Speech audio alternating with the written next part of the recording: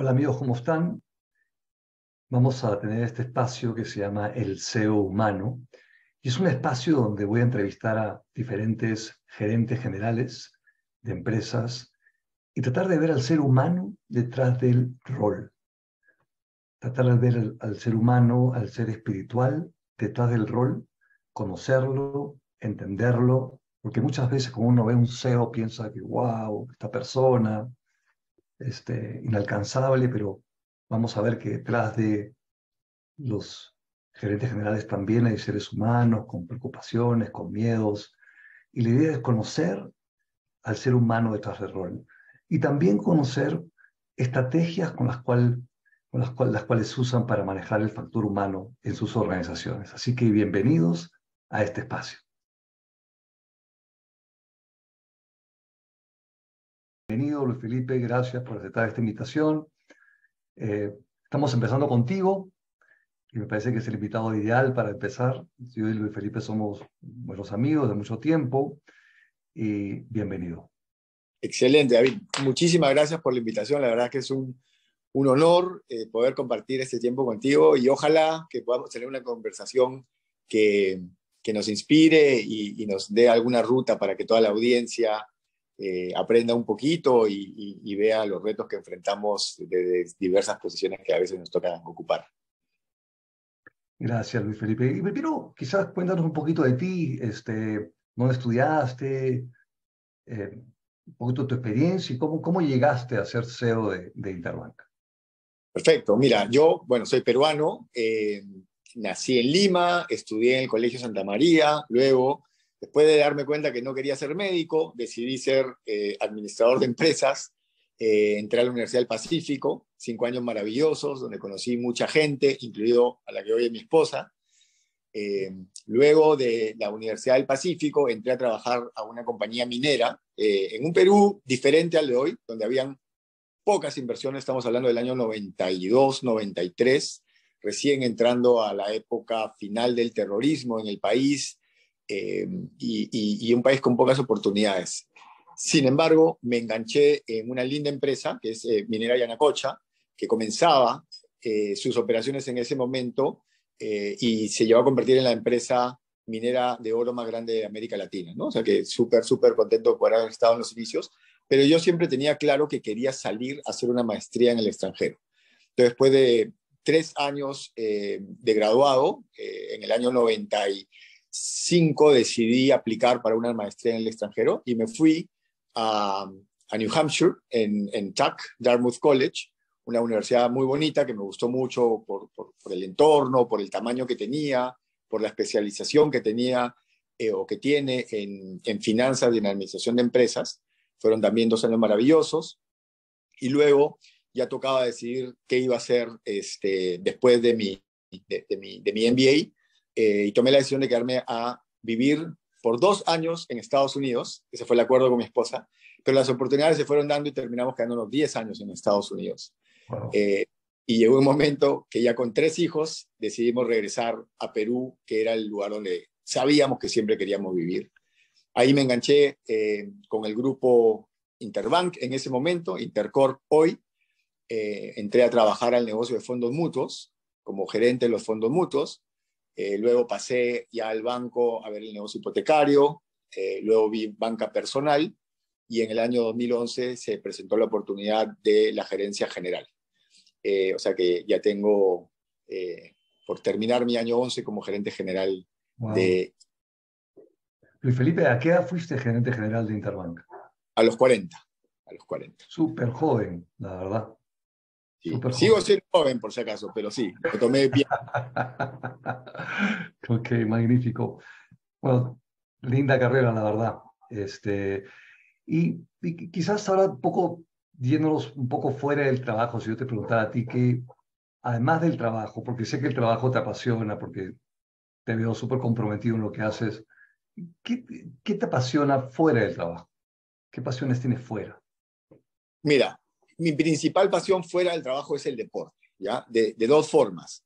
Hacerlo, o sea, me encanta hacer deporte, me gusta mucho hacer diferentes cosas. No soy bueno particularmente en ningún deporte, nunca he hecho nada sumamente competitivo. He jugado en algunos equipos, pero me gusta todo. Entonces yo he tenido mi etapa de futbolista, he tenido mi etapa de corredor, mi etapa de ciclista, ahora últimamente me he metido al esquí en agua, también esquío en nieve, entonces siempre tengo que estar haciendo algo. Y me gusta, pues, o sea, si me meto a hacer algo, trato de aprenderlo y hacerlo bien, ¿no? No a nivel competitivo, pero cuando jugaba fútbol siempre trataba de tener algún equipo con el que pueda jugar bastante, o sea, no solamente unas pichangas fines de semana. Cuando me metí a correr, me puse la meta, voy a hacer una maratón, ¿no? Entonces entrené un montón y corría un montón para poder cumplir con mi sueño de la maratón. Ahora que comencé a esquiar en agua, a raíz de la pandemia, de hecho, ¿no? Es algo que nunca había hecho y siempre me había llamado la atención. Y bueno, me fue a Paracas por la pandemia un par de meses, ahí aprendí a esquiar y dije, no, tengo que hacerlo bien porque ya medio cincuentón, difícil, o sea, no golpearte, entonces me fui a una academia de esquí, ¿no? Para aprender más rápido, ¿no? Entonces, eso es lo que hago. Y me gustan deportes colectivos e individuales. Yo creo que tienen diferentes tipos de adrenalina el hacer cosas en equipo e individual. Entonces el deporte me encanta y de ahí lo otro que me encanta es ver mucho deporte. O sea, yo me veo todos los partidos de fútbol, casi de todos los campeonatos que puedo. Veo todos los campeonatos de tenis, veo toda la Fórmula 1. O sea, yo no veo muchas series, yo no veo muchas películas. Siempre estoy viendo deporte, me sé las historias de los deportistas, me sé las historias de los equipos, ¿no? Entonces el deporte en general me apasiona. Magnífico. Y veo que, o sea, tu lado competitivo, porque tú de hecho tienes un lado competitivo en los negocios, obviamente como CEO de Interbank estás compitiendo en un mercado financiero, ¿no? ¿De alguna manera crees tú que esa competitividad te lleva al deporte también en algo parecido, digamos? ¿Sientes que es un driver para ti? Sí, yo creo que es un driver y lo tangibilizo más cuando me pongo a pensar en la forma como armo mis equipos, ¿no? Y tú conoces a miembros de mis equipos, pero no todos, o sea, casi todos los que trabajo, con los que trabajo directamente, tienen una característica, competitividad deportiva también. Y es por lo que tú dices. Creo que los que hacen deporte ya, o sea, no, a un nivel de algún tipo de competencia, por más que sea amateur, desarrollan un instinto de no querer perder, ¿no? De querer ganar, de enfrentar los retos de una diferente manera. Entonces tengo en mi equipo 2 o 3 personas que han hecho Ironman en algún momento de su vida, uno que ha subido el Everest, tengo, ¿no? A Gabriela que corría mucho durante mucho tiempo, o sea, ha ganado las carreras que hacemos en Interbank. Entonces creo que el deporte te da una característica especial de competitividad y te da mucha resiliencia, creo yo, ¿no? Y eso cuando se transfiere al mundo corporativo, al mundo de los negocios, se deja ver. Interesante, Luis Felipe. Y definitivamente la competitividad te ayuda en tu puesto como CEO, sin lugar a duda. Eh, uno, uno tiene que estar todo el tiempo mirando la competencia. Pero déjame hacerte una pregunta ya más personal, yendo un poco más adentro, que es lo que pretende este programa. Y, y si yo te preguntara, ¿de dónde viene esa competitividad que tienes? ¿Cuál es el origen? Normalmente estas cosas se originan en la niñez. Las personalidades de uno muchas veces, de acuerdo ya sea a qué tan, por ejemplo, o sea, de acuerdo a qué tan cálida y amor incondicional que uno tuvo en su niñez, uno o no tuvo, va formando de una forma estructuras para defenderse en la vida y sobrevivir la niñez que uno tuvo. Entonces, si yo te preguntara a ti, para que hicieras una introspección, ¿de dónde viene, crees tú, esa competitividad, ese rasgo competitivo de tu carácter? ¿Qué me dirías? A ver, yo creo que viene de cómo fui formado, de la infancia. O sea, lo que veíamos en mi casa, de nuevo, mis padres siempre nos han empujado a competir, siempre nos han empujado a aspirar a lo mejor. Siempre he escuchado en inglés, ¿no? Second to none, o sea, segundo de nadie, ¿ya? Pero en el buen sentido, para que nos las creamos, ¿no? O sea, y de nuevo, de chico también yo hacía karate. Entonces era como, lo que hagas, hazlo y dedícate. ¿ya? Entonces, cuando mi mamá me metía a las academias, ¿no? Del Club Regatas, por ejemplo, yo a veces quería hacer karate y quería hacer fútbol y quería hacer una cosa. Y ella me decía, no, escoge uno para que lo puedas hacer bien. Porque si haces un montón de cosas así poquitas, no te va a gustar, nunca te vas a poder consolidar. Pero creo que era un poco su forma de empujarme a tener disciplina en tratar de ser máster en algo para luego pasar a la siguiente. O sea, porque no fue que me dijo, este año es karate y ahora toda tu vida vas a hacer karate. Hay papás que sí, porque meten a sus hijos en tenis y leen tenis, tenis, tenis. Pero me decía, karate, dedícate. Si te quieres quedar, quédate. Si no, tenis, pero dedícate, ¿no? Entonces, creo que viene por ahí. Creo que viene de la casa. Y si, déjame hacerte una pregunta derivada de eso. ¿En qué medida tú, y es una pregunta obviamente difícil de responder, pero ¿a qué te dice tu intuición?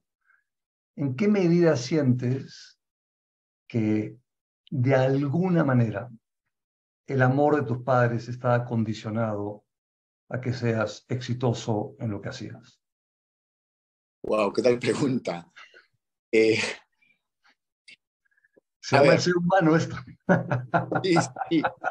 Es que, o sea, a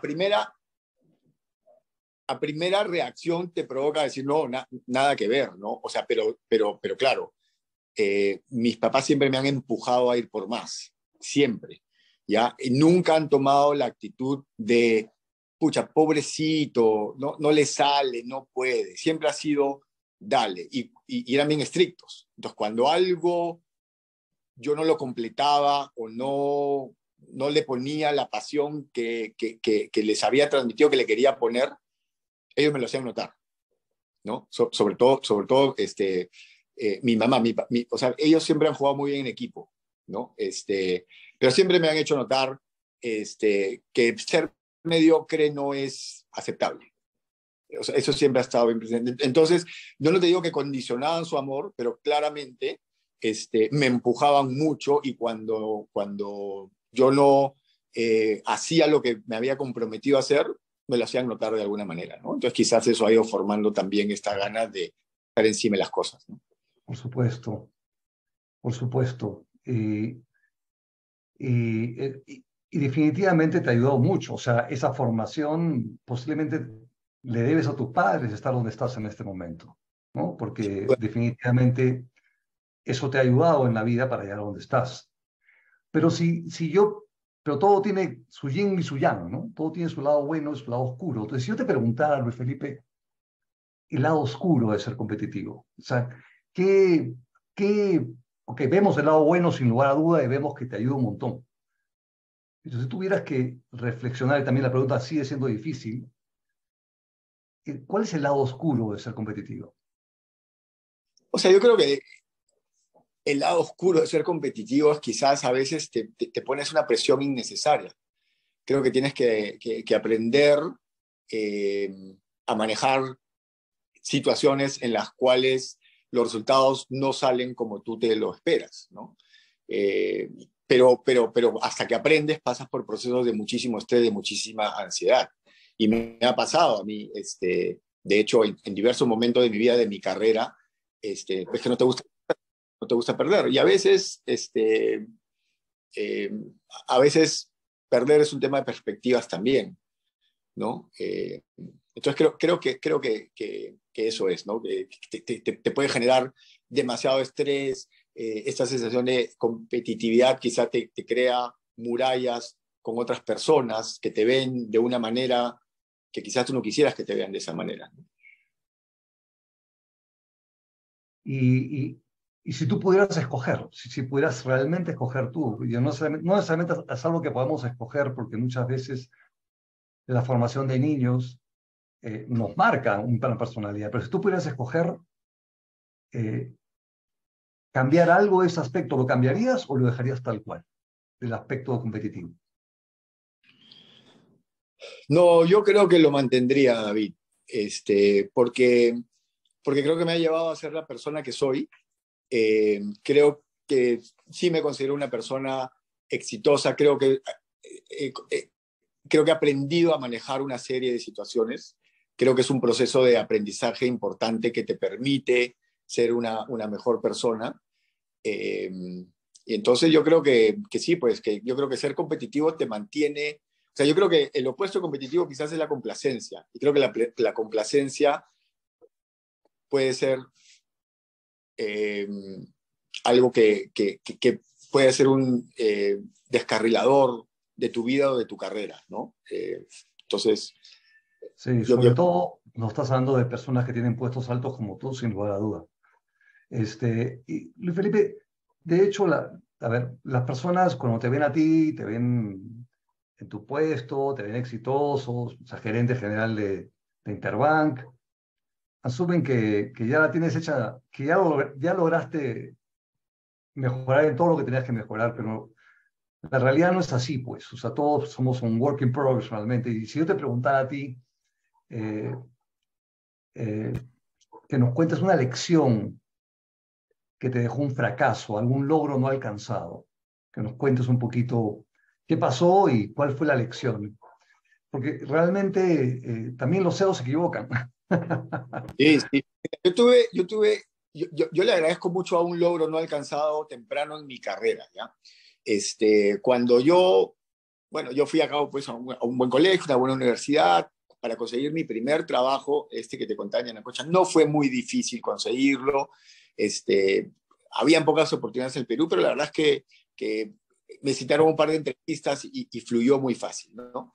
Y luego me fui a mi maestría y, y bueno, ¿no? Venía de la Universidad del Pacífico, estaba en un MBA en TAC durante mi primer año. TAC es una de las mejores universidades de Estados Unidos.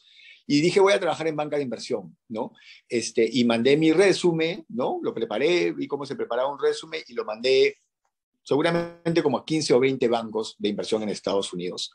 Y me invitaron a las entrevistas, llegué a las entrevistas, ¿no? Me puse mi mejor terno, mi mejor camisa, me compré una bonita corbata y dije, bueno, ahora que vengan a conocer a Luis Felipe Castellanos y que vengan las ofertas para ver, ¿no? En cuál me quedo. Y pasé, como te digo, entre 15 y 20 entrevistas y en las 15 o 20 me dijeron que no. O sea, en la gran mayoría ni siquiera me llamaron a la segunda ronda, ¿no? Y para mí fue un golpe fuertísimo, ¿no? O sea, yo dije, ¿qué pasó? O sea, yo era un buen estudiante, había tenido una buena chamba, había llegado a un buen MBA y ¿qué ha pasado conmigo que no puedo conseguir una práctica de verano mientras veías como todos mis compañeros, ¿no? Iban celebrando, iban consiguiendo sus prácticas y yo me iba quedando sin oportunidades, ¿no? Y estaba invirtiendo un montón de plata en mi MBA y entonces me cuestioné muchísimas cosas. ¿Qué aprendí? Que aprendí que tienes que ver qué partido estás jugando. Yo estaba jugando otro partido. Yo estaba jugando el partido como se había manejado en el torneo local, si quieres. En internacional es diferente. Entendí que cuando tú llegabas a la entrevista para que te conozcan, ya era absolutamente tarde. Todo el networking que hay que hacer alrededor de una empresa, conocer a profundidad la empresa, conocer a los que te van a entrevistar, poder identificar, ¿no? Puntos de referencia dentro de la empresa, por qué te interesa. Todo eso se tenía que haber hecho mucho antes. Y yo, la verdad es que no me preocupé en entender ese juego, y me frustré muchísimo, me cuestioné de todo, ¿no?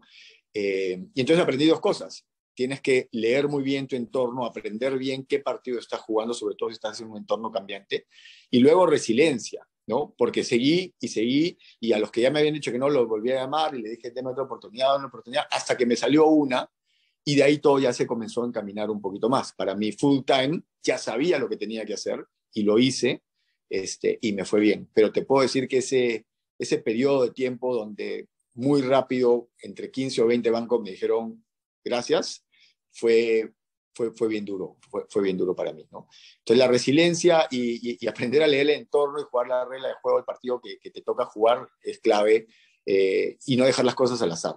Entonces desde esa oportunidad yo soy una persona que me he vuelto bien metódica, ¿no? Y me gusta entender a la audiencia a la que le voy a hablar, el reto que voy a enfrentar, el negocio al que estamos entrando, ¿no? O sea, me dio un montón de disciplina, y no pensar que porque yo iba a poder lograr todo. Hay mucho trabajo atrás de cada uno de los logros que yo tenía.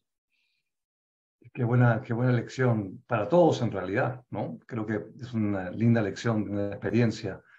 Ahora, conociendo un poquito mi tema, yo quiero contarte, Felipe, que trabajo mucho un tema que se llama sanando tu niño interior. Por eso te hago preguntas de tu niñez y este tipo de cosas. Este, o sea, debe haber sido para ti aún más difícil que para otra persona haber justamente no recibido ninguna oferta porque acuérdate que tus padres querían que seas el mejor o que seas bueno, entonces es como que la parte de niña nuestra también sale a flores, ¿me entiendes? Y sale la inseguridad y sale el querer demostrar. Debe haber sido un momento muy difícil para ti, se me ocurre. Sin duda, sin duda. O sea, andaba, andaba, ¿no?, medio deprimido, me cuestionaba todo, pero sí me quedó un poquito de resistencia. Yo me acuerdo que a mi entrevista número 15, este, me volví a poner mi mejor terno y yo estaba con un amigo y mi amigo me dijo, ¿para qué vas? Así me dijo, ¿para qué vas si ya sabes lo que va a pasar? Pero yo salí con entusiasmo. Dije, pucha, no, qué pincha globos este pata. Salí con entusiasmo. Igual, igual me chotearon, pero me acuerdo que cada nueva oportunidad yo la vivía con expectativa. Cuando, no cambió mucho el resultado, pero nunca fui perdedor a la oportunidad. Y de eso me acuerdo de ese comentario de mi amigo, digo, y bueno, y como te digo, al final salió algo. De hecho, no salió en Nueva York, me tuve que ir a Buenos Aires, que también estaba bonito, pero no era el Wall Street Investment Banker que yo quería ser. Pero no, dije, bueno, me mordí lo que tenía que morder y dije, voy a tomar esta oportunidad, me pagan mucho menos, el banco no era con tanta reputación, pero me permitió ir construyendo una historia alrededor de un negocio en el que yo no había estado. Entonces, cuando regresé ya para mi full time, tenía ya puntos para contar mucho más concretos por qué quiero ir, en lugar de decir por qué quiero ir a una minera a Wall Street, ya podía contar por qué quiero ir de un banco de inversión en Buenos Aires a un banco de inversión en Wall Street. Entonces ya las cosas comenzaron a cuadrarse un poco más. Pero creo que Mm. la resistencia es lo que permitió seguir y no decidir, ¿sabes qué? Me voy a buscar ya otra industria porque acá ya fue, ¿no? Este, pero Magnífico. fue muy duro y claro, y tal cual, y la expectativa, o sea, yo tengo una muy buena comunicación con mi familia. Yo le decía a mi esposa, tengo mi entrevista y tenía que regresar a la casa y decirle, no fue, y tenía que llamar a mis padres y contarle, ya tuve la entrevista que había estado esperando. Claro, al final ya no les contaba cuántas entrevistas me faltaban para bajarles a ellos también la ansiedad y la expectativa, ¿no? Pero Claro. sí, son momentos interesantes, de aprendizaje. Sí, de hecho. Y hablando de aprendizaje, justamente yo sé que en el banco hacen 360 de vez en cuando y tratando de que todos mejoren, tú y toda tu gente. Este, ¿Qué le falta mejorar a Luis Felipe Castellanos? O sea, ¿qué área de mejora sientes que tienes todavía por desarrollar? Mira, siempre tenemos un montón de áreas por mejorar. Ahorita lo que estoy, o sea, como tú sabes, David, el mundo está pasando por una transformación y el banco está pasando por una transformación digital, la industria financiera. Entonces, todo lo relacionado a temas tecnológicos, analíticos, nuevas formas de trabajar, uso de nuevas tecnologías, es algo en el que tengo que seguir aprendiendo, en el que le dedico mucho tiempo, pero eso viene con su contraparte de liderazgo, porque hay una serie de talentos con esos skills, ¿no? Que tienes que aprender también a comunicarte con ellos, a setear cómo se trabaja en una organización de ese tipo, mucho más moderna, con mucho menos hilos, con mucho más fluidez dentro de la organización, con otro tipo de incentivos, con otro tipo de ambiciones, ¿no? Ya no son pues los tradicionales financieros que casi sé qué carrera quieren seguir porque era muy parecida a la mía. Ahora tengo que aprender muchísimo de un nuevo estilo de liderazgo para un nuevo talento que es importantísimo para lo que queremos lograr. Y, ¿no? y estamos en eso, ¿no? Saliendo fuera, mirando mucho, leyendo mucho, hablando con este tipo de empresas en otras latitudes para poder traer lo mejor hacia nuestra empresa y poder de esa manera traer al talento que necesitamos, porque eso es un tema de talento, no es un tema de dinero, inversiones o de comprar el mejor software, eso es una parte. Necesitas el talento que te permita pasar por esa transformación y competir con los nuevos jugadores que están operando bajo esas nuevas reglas, ¿no? Sí, sin lugar a dudas. Yo creo que además creo que este es un tema que debe ser muy común a muchos CEOs que están ahorita justamente dirigiendo empresas porque todas están transformándose, sin lugar a duda. Pero, Felipe, si yo te haría que hagas un doble clic en la pregunta y diré, ok, entiendo, válido, 100% de acuerdo, necesario mejorar eso, pero a nivel personal, a nivel algo más personal, que impacta tu liderazgo, que tiene que ver contigo, cuál es tu desafío personal? ¿En qué quieres ser mejor? ¿Qué me dirías? ¿En qué quiero ser mejor? Bueno, o sea, quiero seguir siendo un mejor líder, quiero poder impactar a más gente, quiero poder dejar quizá un legado de una forma diferente de hacer negocios en el Perú, eh, de cómo llevar a nuestro país a ser un país del primer mundo, desde la posición que yo tengo, o sea, cómo puedo ayudar en eso, ¿no? Este, y entonces es una ruta de aprendizaje. Hoy día creo que los líderes tenemos que comunicar diferente. Hoy día el trabajo remoto es una realidad. Tienes que aprender a lograr empatía con un grupo que probablemente no lo veas físicamente como antes. Este, yo creo que ese es un camino de aprendizaje importante que tengo que recordar. O sea, o sea, ser un mejor líder aún, digamos, ¿no es cierto? Ser un Y mejor, poder inspirar a más gente en un entorno muy cambiante, en donde las relaciones personales han cambiado, ¿no? Y hay que aprender a relacionarse con este nuevo normal. y, y hablando de eso, si yo te preguntara a ti, que en tus 11 años de SEO en Interbank, que no es poco, o sea, ¿qué podrías compartir con personas que te están escuchando? Porque hay muchos líderes que están escuchándote en este momento, para ser un mejor líder con tu gente, para generar un mejor clima, para ser más empático. ¿Qué te ha dejado esta experiencia de aprendizaje o qué consejo podrías darle a otras personas para Uh-huh. justamente ser un mejor líder? Mira, a ver, yo creo que, a ver, ser un líder es una elección primero. No todos tenemos que ser líderes. Entonces, si tú decides ser un líder, tienes que entregar tu 100% a ser un líder. ¿Qué es ser líder? Es hacer que las cosas pasen a través de las personas, ¿no? Básicamente. Para eso tienes que humanizarte mucho, tienes que ponerte mucho en la posición de las otras personas. Creo que un líder tiene que gastar mucho tiempo entendiendo a su equipo, y ponerse siempre, o sea, poner primero el factor humano para poder de esa manera lograr lo mejor de cada una de las personas con las que trabaja, que interactúa. Entonces, lo primero es eso, lograr empatía y humanización. Entonces, creo que hay que trabajar mucho eso. Lo segundo, hay que reconocer que un líder no tiene que tener todas las respuestas. Al principio yo creía que eso era mi rol de líder. Y nada que ver, pues tú lo que tienes que hacer es armar el mejor equipo posible. En el momento que tú reconoces que en cada una de las áreas que están bajo responsabilidad del CEO, tienes una persona que sabe más que el CEO, es el momento en que tú dices, pucha, estoy logrando algo importante. El que cree que tiene que poner a alguien que no me haga sombra, ¿no? O que yo le tengo que dar todas las pautas, no va a tener éxito, ¿no? Entonces siempre rodéate y búscate a los mejores. Y si son mejores que tú, mejor aún. Porque tú no tienes que tener las respuestas. Máximo tienes que tener las preguntas correctas. Pero las respuestas las tienen que hacer el equipo.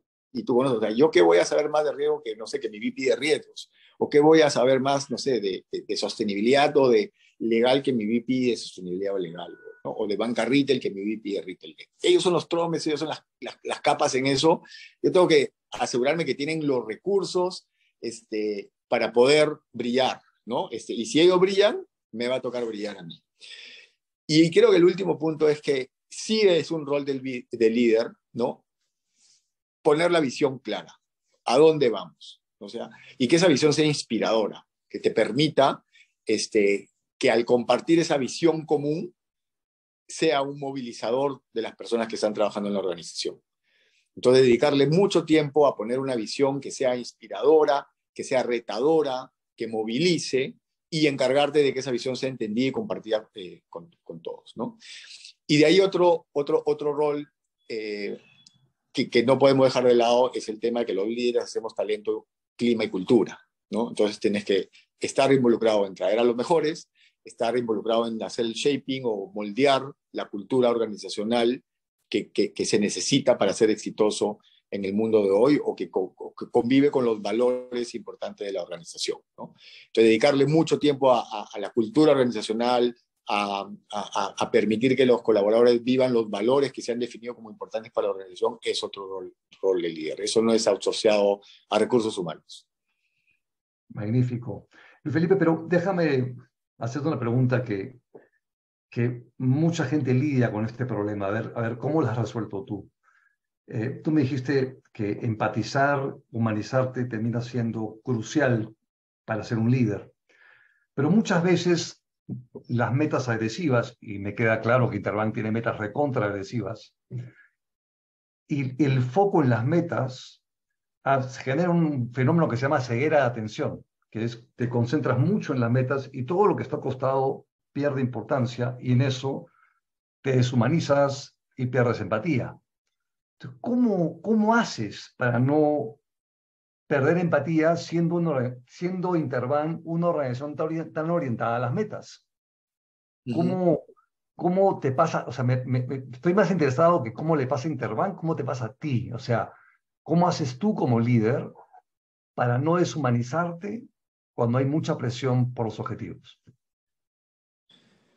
Pucha, yo creo que lo que tienes que hacer, David, es, a ver, o sea, en mi caso, ¿ya? Yo no opero con la meta a cualquier costo. O sea, la meta para nosotros es un norte y es una guía, ¿no? Y la miramos todos los días y nos comparamos con el mercado también. O sea, los resultados son importantes, pero no a cualquier costo, porque nosotros, o sea, yo soy muy creyente en lo sostenible.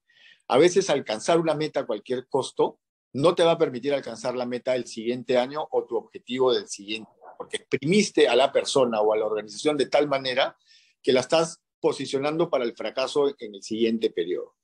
Quizás al principio era más una preocupación, pero creo que el tenure o el tiempo te permite aprender. Y ya después de 10, 11 años, ¿no?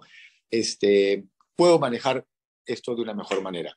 Y si me tengo, como yo digo, que poner rojo frente a mis stakeholders, a mi directorio, por no haber alcanzado una meta, en la medida que haya sido o sea, con las razones bien entendidas y sustentadas, yo no tengo problema. Antes sí me causaba mucha ansiedad. Antes yo decía, ¿cómo voy a poder mostrar no haber llegado a la meta? Entonces, es parte de un proceso de aprendizaje. Creo que hay que comunicar mucho, hay que tener mucha transparencia, hay que tener los incentivos adecuados. O sea, nosotros velamos mucho por el clima y la cultura. Para nosotros es tan importante alcanzar el objetivo comercial como lograr nuestros indicadores o nuestros objetivos de clima y cultura y de gestión con ética, ¿no? Entonces, todo te va creando un balance. Yo creo que no puede uno primar sobre el otro. Magnífico. Otro tema también que termina siendo muy desafiante justamente para el clima y cultura es el tema de los favoritos, Luis Felipe. A ver, es humano que tú tengas más afinidad con algunas personas que reportan a ti que con otras. De repente porque esas personas son más parecidas a ti, o porque de repente comparten intereses, de repente les encanta el deporte, o lo que sea. Pero uno tiende a tener más afinidad con unos que con otros. ¿Cómo haces para que esa afinidad no se convierta en favoritos? Porque cuando la gente percibe que Luis Felipe tiene favoritos, el que es favorito se siente recontra motivado, pero los que perciben que tú tienes favoritos, si es que los tienes, hay mucha desmotivación. Entonces, Yo cuando fui gerente general de la UPC era un tema que me quitaba el sueño, te soy sincero, porque me Ujú. era muy difícil. Y yo tenía mi forma de manejarlo, pero me encanta saber, que me gustaría saber si es un tema que está en tu radar o no, y es un tema, ¿tienes alguna sugerencia para la gente que nos escucha? Mira, es un tema que sí siempre ha estado en mi radar, es un tema que he recibido feedback inclusive, porque, porque coincidió en algún momento que cuando a mí me nombran, yo tenía muy buenos amigos de toda la vida como parte del equipo que me reportaba directamente. Entonces, de muy temprano el feedback que comenzó a llegar, con razón o sin razón, era claro, porque son sus amigos y son sus favoritos. Entonces, yo siempre he sido bien consciente y a veces tienes que tener ese equilibrio de no ser injusto con los que la gente cree que son tus favoritos o que quizás son tus favoritos, para no penalizarles innecesariamente. Pero en el transcurrir del tiempo he ido aprendiendo, creo que, a ver, es un tema que tienes que aprender a manejar como líder. No solamente por eso, pero, o sea, a los líderes tú tienes que aprender que al líder lo miran todos. Siempre estás en observación, dentro y fuera de la organización. En el momento que eres consciente de eso, comienzas a manejar también tus relaciones, ¿no? De forma tal que prime los valores que tú quieres que primen en la organización. Entonces, si los valores que quieres que primen son horizontal, horizontalidad, transparencia, trabajo en equipo, meritocracia, ¿no? Tienes que ser mucho más consciente de que cada cosa que hagas tiene que apuntar hacia poder mostrar eso. Entonces, o sea, creo que es un tema de autoconciencia. Yo lo manejo siendo muy consciente de que cada cosa que yo diga, cada cosa que yo haga, tiene un impacto en percepción, ¿no? Y en acción. Entonces, a través de esa autoconciencia es que tengo que manejar este tipo de situaciones. Pero además, me encargo o sea, a ver, tiene que haber también buena vibra en el equipo, o sea, para tratar de reducir, o sea, no puede ser que tu equipo sea tan diferente que, que, que te sientas más cómodo pasando más tiempo con algunos. Creo que tienes que tú buscar los espacios comunes con cada uno, es como con tus hijos, si quieres, ¿no es cierto? No todos tus hijos son iguales y a todos les tienes que demostrar un cariño de cierta manera. Creo que con el equipo pasa lo mismo. Tú tienes que entender a cada uno de los colaboradores y desarrollar un nivel de confianza con cada uno que te permita, inclusive, que vengan y te digan, oye, me parece que estás favoreciendo, y te lo digan de cierta manera. Y yo he tenido conversaciones así como equipo. Hay gente que ha venido y me ha dicho, no me he sentido protegida por ti en la forma como encaraste esto. Y más que preocuparme, me encanta que me lo puedan decir, porque es feedback que yo puedo tomar, ¿no? Y el haber logrado ese nivel de compenetración y de transparencia con los miembros del equipo que me lo puedan venir a decir, me ayuda a seguir mejorando, ¿no? Pero creo que la autoconciencia de que el líder está siempre observado y que cualquier cosa que digas se va a magnificar.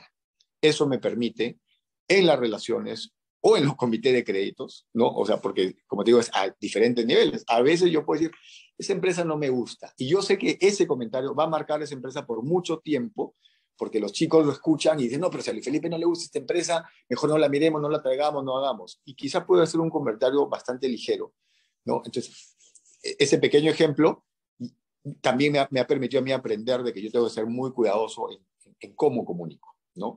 No cambiar lo que pienso, pero sí ser cuidadoso en cómo comunico. Muy importante lo que dices, el líder está todo el tiempo observado. Y eso, si eres un CEO, tienes que tomarlo mucha conciencia de eso. Si es lo que me está diciendo. Y si tomas conciencia de eso, entonces vas a tener mucho más cuidado de lo que dices, haces. Muy buen consejo.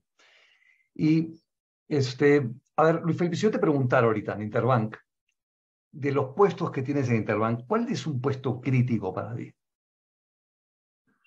Crítico, o sea, yo sé que todos son críticos, pero ¿cuál es el crucial, crítico, O sea, un puesto crucial es el de riesgos, ¿no? el de riesgos? Ok, yo te Sí. pregunto, y conozco a la persona de riesgos y obviamente sé que no tiene este problema, pero vamos a irnos a un caso hipotético. tienes una persona en riesgo, es espectacular, Luis Felipe, espectacular. Una persona en riesgo, para que aquellos que no saben, en los bancos, es la persona que básicamente mide el riesgo de un potencial crédito y de alguna manera este, lo aprueba, no lo aprueba, lo pasa, lo recomienda, no lo recomienda, y es vital para un banco. Si no tienes una persona buena en riesgos, puedes prestar a gente equivocada y al final quebrar como banco. Entonces, este, vamos a suponer, repetir una situación hipotética, que tu persona de riesgo es o sea, de hecho es espectacular y es yo podría decir, podríamos decir que tu ventaja diferencial. Pero esta persona en riesgos, que es espectacular en su trabajo, es una persona que genera mal clima. Ujú. Tiene un problema en realidad tiene un problema de ego. Se cree la gran tapa de ya sabes qué. Entonces, pero por otro lado, te trae, o sea, en bolsa, o sea, te logra los beneficios importantísimos que tú necesitas y es un crack, un crack. ¿Qué haces? ¿Qué haces con este caso de lo que llamo yo el principal dilema del líder? Personas que son espectaculares en su trabajo, pero tienen muy mal manejo de personas. ¿Qué haces en ese caso? Bueno, a ver, creo que es un lindo problema para un líder tener algo como eso, ¿ya? Eso es lo que yo creo, porque si eres exitoso en moldear a la persona, creo que se tiene que volver un proyecto tuyo. Y eso se hace a través de mucho feedback y mucha transparencia, lo que llamamos intervenciones. Y creo que eso se hace no solamente con percepciones, sino con temas bien puntuales. Y el feedback tiene que venir on the spot, ¿ya? Ves el momento, casi que paras la reunión y sales y conversas con la persona. Creo que con feedback se puede hacer mucho. Yo he visto algunas, ahora, lleno al extremo que tú dices, si no es salvable la situación. O sea, por más que des feedback y trate de que tu proyecto se está convirtiendo en un fracaso, o sea, yo sí creo que las organizaciones no se hacen en base a individualidades. Y el clima y la cultura son demasiado importantes para poder alcanzar objetivos sostenibles. Nosotros en Interbank manejamos un concepto que se llama subir del bus o bajar del bus. Subir del bus a la gente correcta y bajar del bus a la gente incorrecta. Entonces, si la persona no responde al feedback, si la persona está causando contaminación dentro de la cultura de la organización, a pesar de los resultados, creo que la solución que yo buscaría sería bajarla del bus y rearmar. O sea, nadie es indispensable, David. Eso, o sea, yo no soy indispensable y eso lo he aprendido en varias etapas, porque se ha ido gente muy buena del banco que hacía cosas increíbles y decíamos, ¿y ahora cómo vamos a hacer mañana? Y al final, si tú tienes un equipo, si tienes la visión, si tienes a las personas motivadas, ese hueco, tarde o temprano, esperemos que más temprano, se va a cubrir. Entonces, si alguien está enfrentando ese dilema, no se sientan rehenes por ese tema. Hay que manejarlo responsablemente, pero estoy seguro que es mejor para la organización y mejor para ti mismo como líder o tú, ¿no? La persona que esté liderando, el poder salir de una persona tóxica en la organización. No se paga tener una persona tóxica en la organización.